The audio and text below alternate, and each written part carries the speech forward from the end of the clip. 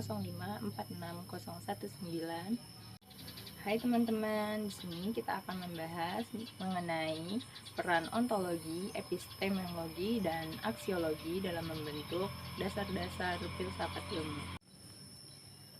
Yang pertama, ontologi.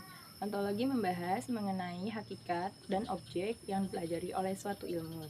Contohnya, ilmu fisika mengkaji mengenai benda dan energi, lalu ilmu sosial mengkaji mengenai manusia dan masyarakat.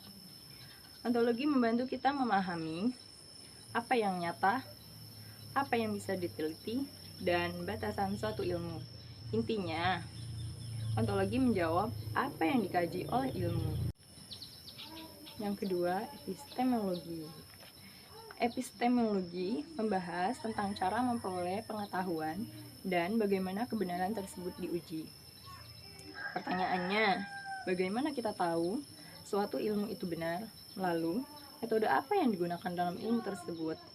Baik, dalam ilmu itu kita mengenal observasi atau pengamatan, lalu yang kedua, eksperimen atau percobaan, dan yang ketiga, logika dan analisis, serta verifikasi dan validasi data. Epistemologi juga membahas sumber pengetahuan, ilmu ilmiah, dan kriteria kebenaran. Intinya, epistemologi menjawab bagaimana ilmu diperoleh dan diuji kebenarannya. Yang ketiga yaitu aksiologi. Aksiologi membahas tentang nilai, etika, dan tujuan suatu ilmu. Pertanyaannya, untuk apa ilmu itu digunakan? Apakah ilmu itu digunakan dengan baik atau justru merugikan? Contohnya, teknologi bisa membantu kehidupan, tapi juga bisa menyesatkan atau disalahgunakan. Lalu, penelitian harus memperhatikan etika, seperti tidak merugikan manusia atau lingkungan. Aksiologi menekankan tanggung jawab ilmuwan, dampak ilmu bagi masyarakat, dan nilai moral dan pengetahuan ilmu. Intinya, aksiologi menjawab untuk apa sih ilmu itu digunakan? Keterkaitan ketiganya.